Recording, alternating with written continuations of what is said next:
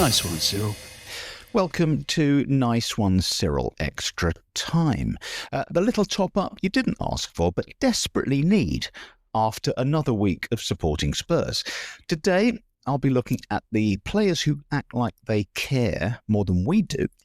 The eternal question of why we boo our own players, and because we're all feeling it, whether football is actually fun anymore. I'll have a quick look at Newcastle and Brentford. Loads to pack in. It's just me today. We were due to have Dave Bradshaw, but unfortunately, it's just me. But never fear. Never fear. I've got lots of thoughts of my own, so we'll be all right. Now, the first thing, I need to quickly cover the Newcastle match. It wasn't terrible, was it? I was reading a lot of stuff on Twitter, people saying how awful we were. But we weren't awful, were we? We did put a few things together. We actually played a few passes to each other and in their half. And there was something about Romero's heroism that kind of stood out. He kind of took the game by the scruff of the neck, if you'll excuse that cliche. And he did something remarkable. First, he scored a centre-forwards goal. Harry Kane would have been proud of that. And then he got up off the floor, having been poleaxed, and still somehow took a ball out of the air and shinned it beautifully at 0.001 mph past 9 defenders and Ramsdale. Something to take away from that match that I think we perhaps, hopefully will take into the Brentford match coming up tomorrow. I will talk about that a bit later on. First of all, I wanted to have a look at the art of performative passion. Okay, now this is, the first person I think of here is Pedro Porro. He's the guy who goes up to the crowd and gives it all of that, the grimace and the punching of the chest and the fist pumps and all of that malarkey, as though he cares about Spurs more than we do. Now, look, I don't know about you. I've been watching Spurs since forever. I think 1970 was my first match. And I go every week, and I've been going every week for 55 years. And Pedro, you don't care more than I do. Trust me, you really, really don't. This means everything to people like me, sad fucks like me. To you, it's a job, and I get that you give it everything. Of course you do. You're well paid. But really, you'll be gone soon, and I'll still be here if I haven't died first. So I can't be dealing with this passionate stuff. And I hate the business of players going up to the crowd after they've made a tackle and acting out. I mean, come on, there was a piece of film of Declan Rice tackling Harry Kane the other day, and Rice celebrated like he just scored the winning goal in a World Cup final. Look, grow up. Okay, we saw it, we acknowledge it, and you don't have to remind us that you made a good tackle. It's really not necessary. Performative passion. Grow up, players. And they're all doing it, by the way. So it's not just Declan Rice, although it's mostly Declan Rice, obviously. Now then, poor old Vic got a bit of a booing, didn't he? And he made a grim mistake against Fulham. What the fuck was he playing at? Coming out of his area and on his left foot, mind, and trying to play out to, I don't know who, somebody who was marked, and suddenly he was trotting back, watching the ball arc into goal. And he was booed. And there was a kind of I suppose that only lasted for, I don't know, maybe his next 4 or 5 touches. But we do have to ask ourselves, is booing necessary? Is it on? Thomas Frank suggested that if you're doing that, you are not a true fan. Is that right? Well, I think anyone is entitled to boo. Let's face it, you're paying £100 plus to see a match. You're entitled to do what you want, support your club how you wish. But I do think there's something it's self-destructive about booing a player of your own. I mean, we do have to give them as much help and support as we can.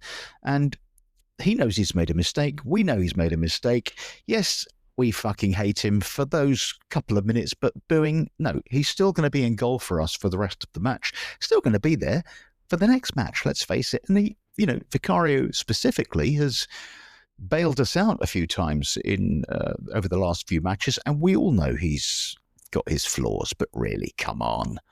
Don't boo your own man. Not on. And I think we're missing Levy in this respect, aren't we?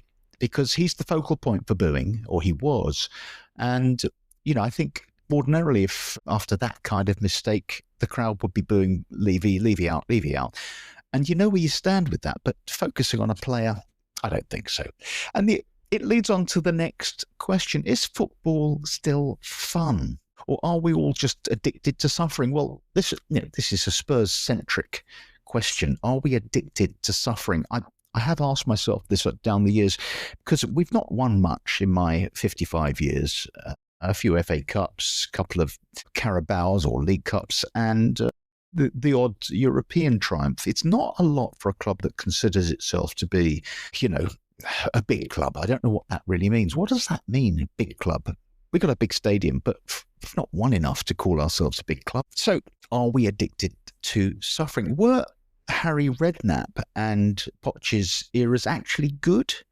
Or are we lying to ourselves? We didn't win anything under either of them, did we? I suppose under Harry, we transformed from being absolute shit to being, pretty competitive. Under Poch, well, of course, there was some weird alchemy going on there with Poch, but we did have good players, and there was a kind of a sense of cohesion and togetherness, and that might mean the same thing. I don't know. And, something happened with Poch, and for a very short period, we looked like an incredibly good team, putting it all together, winning matches we shouldn't be winning, still losing the odd match we shouldn't be losing. But, that's Spurs, of course. But there we are. I just wonder now, we're going through a bad patch. I know we've just won a European trophy, but we finished 17th last year. We are plummeting down the table right now. I don't think we're going to be relegated, but, we're not going to win the Champions League. We're not. I don't know, maybe we'll win one of the cups. We'll see. But I just wonder whether our humour now, it's quite bleak, isn't it? It's quite black and bleak. But I do wonder whether modern football is making connection with your team harder. In the old days, I'd go and sit in a crappy old West Stand at White Hart Lane, wooden seat, everything creaked and splintered and was horrible. But European nights, God, it was something else. It was special sitting in that little stadium. I love our new stadium. It's magnificent. I mean, God, it's really special. But I don't know, it's quite hard to feel the same sense of brotherhood and comradeship and togetherness. I don't know. And maybe that's because the team's shit at the moment. It has been for too long. Perhaps if we had a team that was winning every week, we'd all feel connected again. But there's something about the nature of these huge corporations running everything, and kind of regardless of or in spite of fans, that is troubling for me. And we may never get that back. We will never get that back, because football's run away from us a little bit. The local heroes and the getting involved and chatting to them on the bus on the way home. It's gone, isn't it?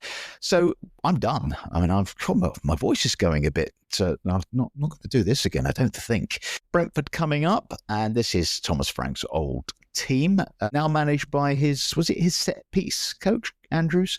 You sense this one going the way of all matches that we should be winning.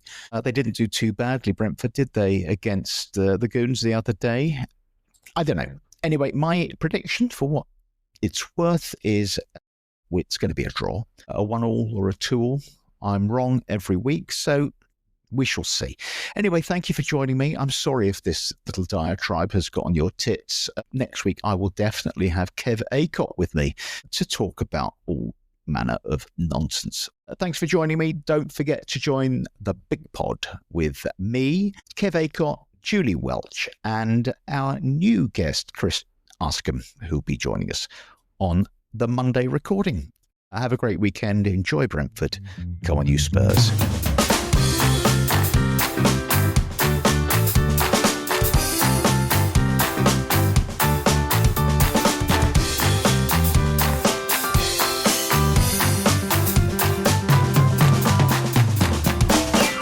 Nice one, Cyril.